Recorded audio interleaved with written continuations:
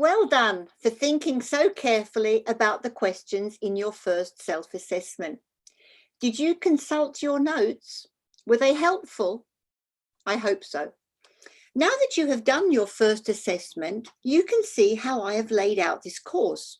First, there is the actual chapter text, followed by the related self-assessment questions, followed by what I like to call connecting the dots segment, where I provide that famous bridge between the previous chapter and the next one.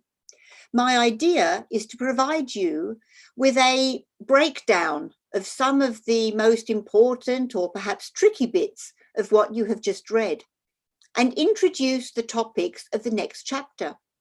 I also want to get you thinking outside the box. What do you think about when you are reading? What does it relate to in your life? Does it raise any questions for you? I've tried to create a study journey in which we are fellow companions, traveling this path together in harmony, winding our way up the slope to greater heights. I hope you will enjoy this course as much as I have in creating it for you. And so we begin the course proper. In your reading of the introduction, we saw how Farthing described esoteric science and that we are all connected, and how each of us has latent faculties we can develop to help us gain knowledge of the truths of existence and spiritual enlightenment.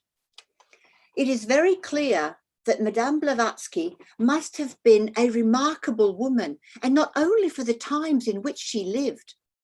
Her quest for knowledge and a deeper understanding of the ancient wisdom led to her extensive travels and periods of study in the East. She obviously reached a level that attracted the attention of those with higher teachings, and they entrusted her with the task of diffusing a degree of those teachings to other seekers, who would not have to suffer years of trials and study as she did. Her written works form a solid theosophical foundation and will be the source of study for lifetimes to come. Farthing has quoted fragments from those works, which include Isis Unveiled, The Secret Doctrine, The Key to Theosophy, The Voice in the Silence, and Madame Blavatsky on How to Study Theosophy. He also quotes from the Mahatma letters to A.P. Sinnett. Any of those books would be worth your time and a coveted place on your bookshelves. Let's see which one you'll be tempted to delve into first during this journey of ours. We shall now begin our journey with chapter 1, which is short but expands a little more on the material presented in the introduction.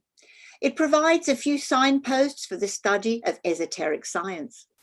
We'll meet again after the questions, where you get the opportunity to check what you have grasped from these new pages. So, pen ready?